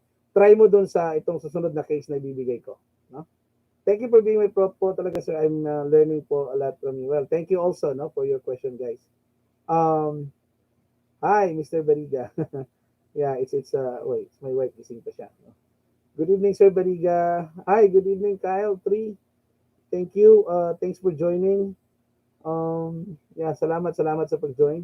Last na po, sir. Yung mga business po na parang ang bagal po nila i-build ang name nila sa market. Kahit may mga advertisement na po sila, do they lack po ba sa promotions or is it it's on the brand na po? Okay, that's a very good question. Dalawang magiging sagot ko diyan, ano. Una, if they stay there for quite some times, but the product still selling, well, promotion plays a lot, no? A vital role. Kaso kasi sa ngayon, sa dami ng informations na nakikita ng customer, hindi na ganun ka-effective yung simpleng promotion. Okay? Dapat may concept ng education, una. Pero what really plays a lot in terms of improvement or penetrating the market, para mas ma-penetrate mo yung market na mabilis, the best way to do it is physical distribution. Yung communication channel, kasi may dalawang channel. May tayong communication channel, meron tayong tinatawag na channels of distribution. Communication channel, ito yung mga social media, ito yung TV, radio, yan. No? Ngayon, ang tanong kasi niya is it really on the promotion or is it really on the brand? The brand itself. Now, it's not the brand, actually. Bakit? Andyan pa siya for quite some times. Kasi kung hindi, di wala na siya. Yung distribution plays a vital role. Okay? Most of the brand na medyo mabagal ang takbo, yung kapag capture nila ng market is mabagal. Kasi they are contented with where they are. Doon lang sila. Yun yung comfort zone nila. They are not like really wanting to top a different market. Parang ano yan let me put it this way. Halimbawa, ang market mo, mayroong 6 na kwarto. Isipin mo yung 6 na kwarto, yun yung market. 6 na kwarto. Nandun ka sa isang kwarto na kung saan lahat ng tao doon bumibili sa'yo. You stay. Pero, hindi ka nag-i-improve. Bakit? Kasi yung market share na kinukuha mo, sila at sila lang. Ngayon, paano mo kunin yung kabilang market? Better distribution. Kaya yung mga kumpanya, kahit saan mo tingnan, nandun yung produkto niya. It has to be available. Pero lagi ko sinasabi, there are lots of product in the market na walang advertisement. Not even a promotion. Ang dami po. Pero, available kahit saang market ka magpunta. Why is it so? Distribution. Okay? Distribution. So it's like, hindi mo tinap yung room 2, room 3, room 4, room 5. Pasukin mo siya. That's market development strategy, no? Time will come, pagka nandun ka sa iyong strategic marketing, matutunan mo yan. So that's what we call market penetration. Okay? You penetrate the market using the market development strategy. Okay? So, that's better. Kasi ang tanong ni Elijah, ni Aliyah, that's really very good question, no? Nandun kasi siya, hindi mo siya nawawala eh. Ibig sabihin may demand. Ang problema nun, yung market mo doon sa lugar na yon, kung pagpalagay natin 10 to 15 years old yun, may 10 to 15 years old maybe doon sa kabilang room. And so on. No? Na kahit anong advertise mo, nakikita ka niya, pero hindi naman niya nakukuha yung product mo. Bakit? Wala doon eh. Hindi available eh. So, why spend on advertising if there is so many ways to distribute the product? Lalo ngayon may social media. Pwede kang gumawa ng partnership marketing. Halimbawa, ikaw simpleng tao. Meron kang produkto. Tapos, ang dami mong kaibigan sa Facebook. Kausapin mo sila, friend, baka gusto mo, may product ako. Diyan sa lugar mo, baka kailangan niya to. Give it to him. Bigay mo. Hayaan mo siya mag-distribute. Walang advertisement. But products are being introduced into the market by different people. Hindi lang ikaw. Okay? You can do that. Alright? So, laging isipin kasi sa libro, pag sinabing introduction, laging, okay, heavy advertisement. Kaso lang, tingnan natin sa market. Sa dami ng produkto sa market, may nakita ka bang advertisement? Meron, ilan. But some, maybe not some, but maybe 60-70% of those products doesn't even have an advertisement. But it's available in the market. Kasi meron tayong tinatawag na retailing. Meron tayong tinatawag na retailing. Si Bonus ba na brand, nakikita ka ng advertisement? Sa TV, sa radio, sa dyaryo? Wala. Simple retail lang. Simple retail strategy. Simple retail strategy. Kung manapanood niyo yung aking pricing approach na video, discuss ko doon, no? Ito si Pure Foods, ito si Argentina, Carne Norte, tapos si Bonus, kanya naman yung SM, nilagay niya sa gitna nun. So ngayon, pag tingin ng customer, mahal si Argentina, mahal si Pure Foods, di mas mura si Bonus, kanyang Carne Norte. Kung yung customer na yun, customer-based market, pera lang niya, yun lang, di, walang advertisement. Simple retail. Ang tawag nito, merchandising. Simple merchandising strategy. No? Simple merchandising strategy. It makes sense. Diba? So, yun. Tatandaan natin yun, no? Wala naman pong maling mag-advertise. Wala pong problema doon. But if you have limited budget, limited yung pera mo, make use of your contacts. Make use of your connections. Make use of your connections. Sabi nga, may nagtanong sa akin, sir, pwede ba akong magnegosyo nang wala akong pera? Pwede. Lalo na kung may kaibigan kang nagnegosyo, pwede mo siyang lapitan. Friend, can I have your product? Your product is needed in my area. Baka pwede kong kunin yan.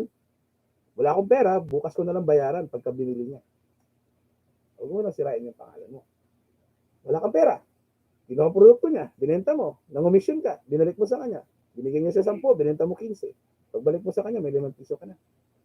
Simple business. Tawag nila doon, makinegosyo ka. Right? So, kaya mayroong tanong sa akin yun one time. Sa akin vlog hindi ko alam kung philosophy, whatever. Sabi ko, yes, pwede, definitely. I was able to do that.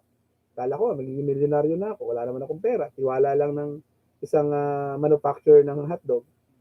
Tiwala lang. Tiwala lang ng ahente. Sabi sa akin, sige, bigyan kita ng worth 20,000 na product. Utang. Benta mo. Kung nabenta mo, bayaran mo ko. O binayaran ko siya. So from 20,000, naging 50, naging 150,000, naging 500,000. So it's like, walang perang involved. So walang perang involved. I mean, may perang involved, I mean, to start with, wala akong pera. Naway lang, marketing strategy ko, kasi iniisip ko, sige, yung kapitbahay ko pupunta ng palengke, bibiling hotdog.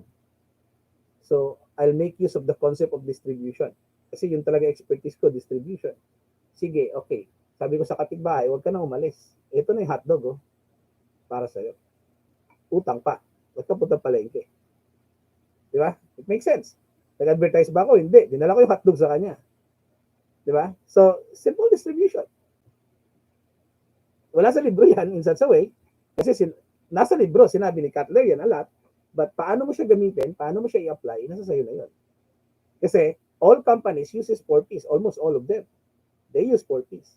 But the way of implementation and application, magkaiba sila. Okay? Now, sana to. Yes, Miss Ong. Sir, effective po ba na maging marketing strategy yung paglalagay ng machine na nagre-release ng aroma ng coffee that you're offering sa labas ng store nyo para makot po ang attention ng definitely. Product aroma, lalo pag food, yung nakakainganyo, ay, ang sarap niyan talaga. I mean, lalo na ang coffee, ano? Kasi ang coffee, mayroon siyang stimuli na kaya niyang ang tawag niya doon, pakilusin yung utak to think of something. Mayroon siyang ganung stimuli yung coffee. No, kaya, of course, coffee drinker, whatever. No? Natutuwa nga lang ako pag sinabing coffee drinker sila, I'm coffee lover. Tapos pag tinanong mo, anong klaseng coffee ininom mo? No? Brewed or whatever, no? Pero anong klaseng coffee yan? Arabica ba yan? Robusta ba yan? Chersa ba yan? Anong coffee yung gusto mo? Hindi nila alam na nakakatuwa. Mga coffee lover or whatever na sila, but they don't know what type of coffee. But anyway, with your question, that's really, I would say yes. Parang sa Disneyland ata, ginagawa yung aroma, no? Something like that, no? Sa Disneyland. So, kita mo yung dating ng tao. Yeah, something like that. Lalo pag Pinoy. Ay, nako. Ang Pinoy kasi matakaw eh. No? Ang Pinoy kasi iba yung pagdating sa pagkain, talagang pwedeng magtipid yan sa ano, pero pagdating sa pagkain, talagang iba. No? And it's proven, maybe not just Filipinos, even other what we call this, nation. No? Pero that's a very good question, but yeah, yes, definitely it is. Ganun yung naisip mo, no? Anong tawag dito? Gawa ka ng simpleng business. Halimbawa, yung shake yung business mo, no? Shake yung business. Tapos yung aroma mo, yung aroma ng coffee, no? Yung aroma ng coffee dun sa ambience ng ano mo. Ay nako. At saka ang coffee pa naman ano siya, stabilizer. 'Di ba pag umamoy ka ng pabango, iba't ibang pabango sa perfume store, para mawala yung paamuyin kanya ng coffee aroma para ma-stabilize ulit. Maamoy mo na yung differences. Ganun ka powerful yung coffee. Yeah, but maybe that's just coffee, no? Ano ba? Yung mga pancake, alam mo sa pancake house, ano pa ba? A lot of no? Even the pandiman nila, no? Kahit nga din pandiman nila eh. Paggising mo sa umaga, pag naamoy mo yung amoy ng pandesal, basta anything aroma, no? Especially coffee nga. So, effective po ba na maging marketing? Okay, paglagay ng machine na nag-release siya. Definitely. No? Sa food, Sa food business. It has. Sir, joke lang yung last kanina, ha? Is there a chance po na dahil lang po sa isang mali na marketing strategy, ma-down ang buong business or brand? Hi, good evening, Renante. Yes, si Renante, nakahabol na alas 12 na. Aran Sanso, thank you. Good evening. Ito si Renante, tahimik sa klase, no? But there is a time na nag-check ako ng kanyang papel. Di ko makalimutan. If I'm not mistaken, si Renante yan. Perfect yung binigay kong score. Or hindi man perfect, parang konting-konti yung mali. And I provide a very good feedback. No? Renante, sagutin mo nga ako kung tama ako. If I'm not mistaken, siya yun. No? Sir, joke lang yung last kanina. Ano ba yung last mo kanina?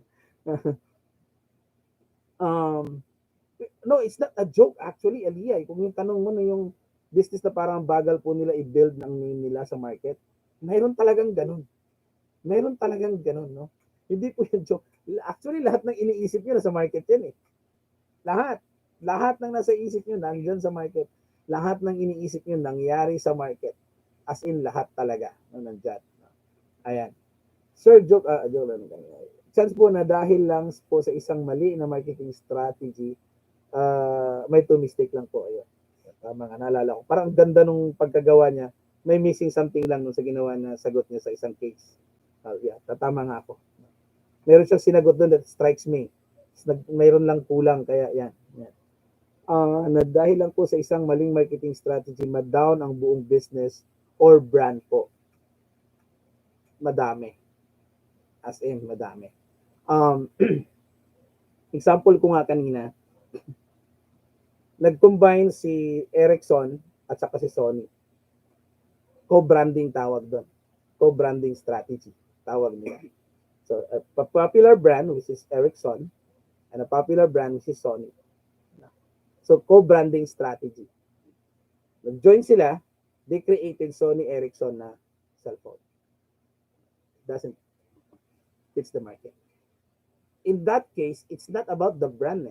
It's about what customers really needed, what actually customers really wanted. Nilagay nila lahat ng features, but the price is not good enough for the intended market. Kaya hindi siya nag-work. With your question? Yes, no? Isa yun sa example, no? Nag-co-brand. Ano bang mga ibang mga examples diyan? Sorry, but that's the best example that I could think about. Na pwede siyang ma-down. Ito pa. Si Nokia, isang strategy na ginawa niya para makatipid sa research and development from Finland, nilipat niya sa China yung kanyang R&D, yung research and development. Nag-transfer. And from there, it's slowly the brands faded in the brand itself faded in the market until nawala talaga siya. No? Kasi bumagal yung R&D, tapos nasa Finland, tapos nasa China, bumagal yung R&D, tapos other concerns no sa development, hindi nakasabay. So unlike kung nasa Finland, nandun lahat, pwede nilang madaling ang response. So nung ginawa nila yung strategy na yun, nawala sa market. No? Ano pa ba? Ito pa isa, no? Though Coca-Cola is number one brand, no? Nandyan yan sa market for quite some time. Just because of the mission vision, so may mission vision silang sinusunod to be number one. Na-achieve na nila yun eh. So, talagang soda naman ang Coca-Cola. Talagang soft drinks. Soda talaga. Now, here comes the change of consumer behavior. Ano nangyari sa consumer behavior? Marami ng mga Coca-Cola drinker na nag-shift. The behavior shifted from the soda to a more healthy drink. Healthy wise. So, ibig sabihin, limbawa, si customer A, B, C, D, and E. Lahat sila umiinom ng soda. Tapos bigla sila nag-isip na, okay, kailangan healthy. Wala na yung mga, kasi nag-cause daw yan ng diabetic or whatever. So nag-shift sila ngayon sa energy drink or doon sa mga healthy drinks. So nawalan yung market. Now, because of the strategy to be number one, sa soda lang talaga, so hindi sila nag-diversify.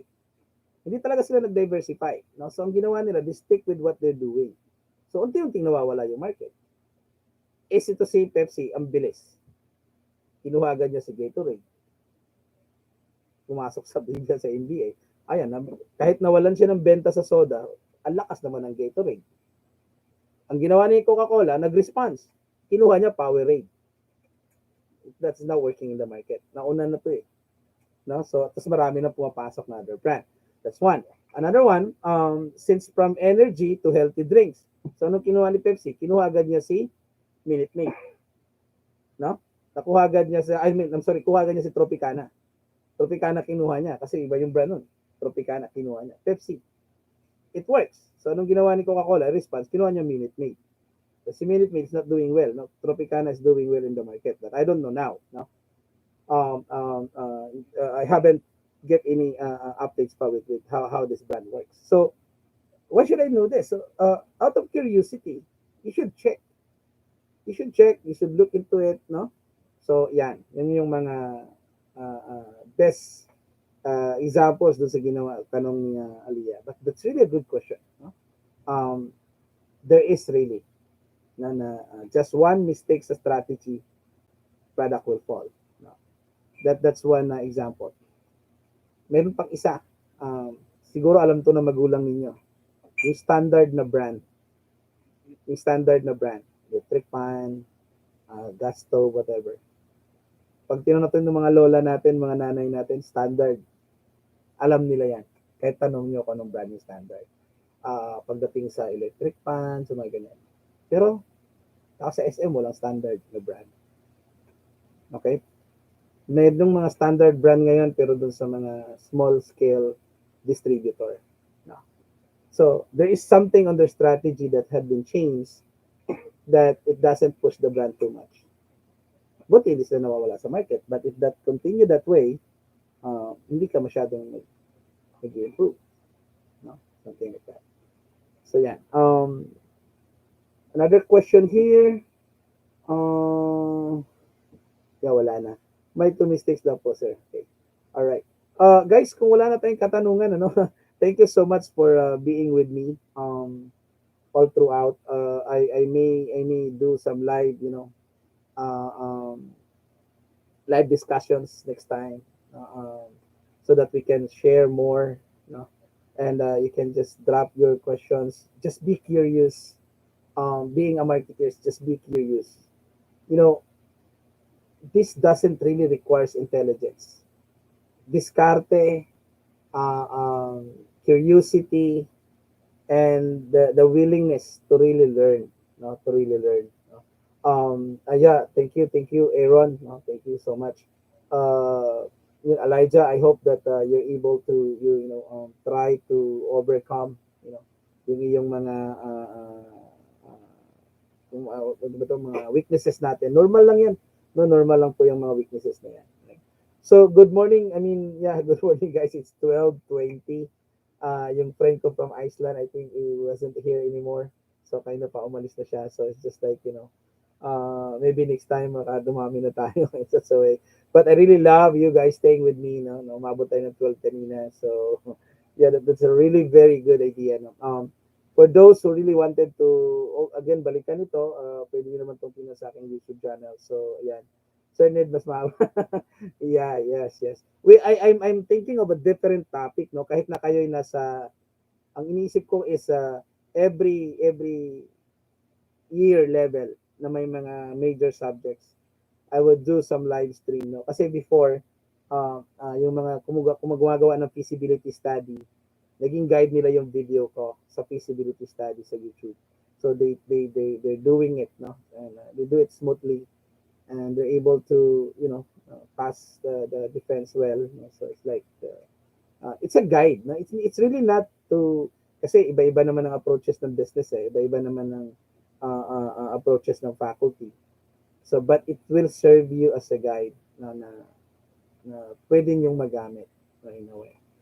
So yon, yung hindi pa nag-submit, ng inyong part chapter 3, please do so. At least nagbigay ako ng idea ngayon, no, doon sa segmentation. So improve more. Pagdating naman doon sa place na part, so it's a distribution. Yun yung yun yung gawan niyo ng paraan ng yung structure ng distribution. No? But anyway, siguro sa Thursday i-discuss ko yung structure na yan.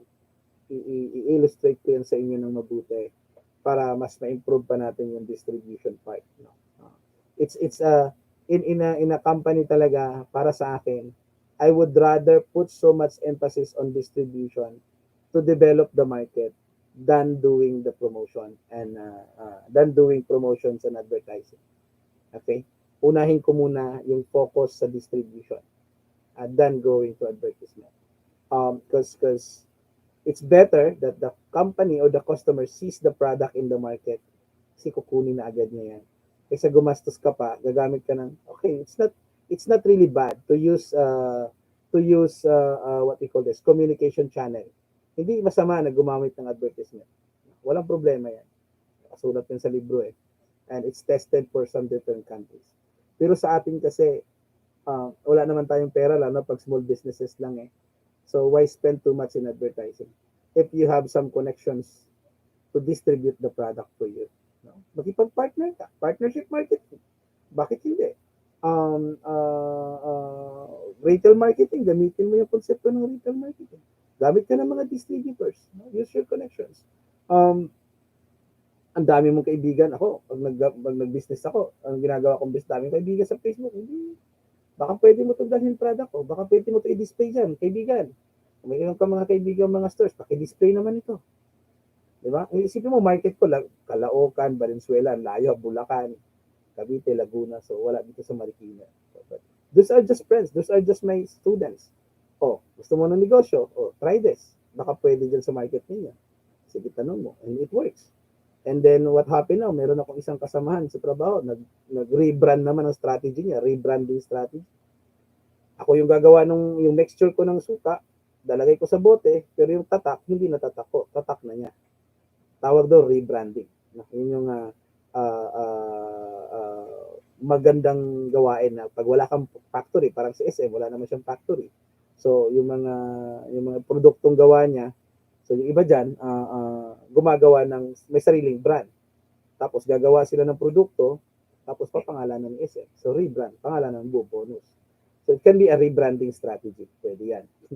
SM kasi, they use rebranding and in-store brand, no? Pag sinabing in-store brand, yung brand mo, binibenta mo lang doon sa store mo. Kaya available lang yung mga bonus sa SM at saka sa Alphamart. Kasi SM din yan eh. So sa lahat ng SM stores, available yung bonus. So in-store, no? Branding. So rebrand and a combination of branding strategy. So pwede mo rin yung gamitin. Okay? So thank you and thank you so much for staying. No, I will really have to let you go. I mean, yeah, 12:25 na. So hopefully next time we can do it early para marami ding maka-join. And we'll make it like what we call this, lively and just added information lang po naman. Kasi may mga tanong po tayo. Katulad nito, mga tanong ni Aliyah, tanong ni ni Cedric, and yung iba, Miss Blanco kanina na maring hindi sa topic natin, hindi sa subject. But it is related to our subject in a sense that you will able to take that in your next journey. So mga ganun. Katulad nun, mga tanong ni Aliyah pang strategic marketing. Yung mga tanong niya, operations, yan, pang strategic yan. Pero it's a good question. No? It's a good question. May ka-late night talk na po kami. Yung parang alam ko na gusto sabihin nito ni Aliyah after. Late night with Boy Abunda. No? So, thank you. Ayan, masabihin niya, late night with Boy Abunda. No? So, okay. Kaya nagsabi sa akin, pagka nag-lecture ako, ayan, yun, kamukha ko rin si Boy Abunda. Yun ko, Tito Boy, baka mapanood mo to, awayin mo ako. Hindi, joke lang. Ayan, so, love natin yan si Tito Boy. Sabi ni Aliyah sa hindi So, thank you, Aliyah, Cedric, Mr. Placido, and Renante, and Miss Blanco, and all of you, Kyle, Tree, thank you so much for joining. And of course, Elijah, if you have free time, you can send me a message. No, I can definitely guide. Tutorial, guys, is really free for me. I mean, I'm more than willing, to go beyond an extra mile to discuss things about marketing for you, for all of you. Okay, thank you. Have a great evening and keep safe, guys. See you next meeting. Bye for now. And if you're not guys yet, those who are watching, hopefully you can invite people to join. To invite people to be share. I mean, to also subscribe on my channel, and of course hit the notification bell Dan, thank you Dan. Si Mr. Villar nandito pala. So, tingnan si Dan nandun lang sa sa background. If you guys attend my live streaming, so just just say hi, just say good evening, so that I can recognize you. There you go. So shout out Dan, thank you. I know you're there. Nandiyan ka na kanina pa siguro more or less. So thank you so much. Okay, and please invite someone to be to subscribe to my channel. Have a great evening or morning ahead of you all. Thank you. Bye for now. See you.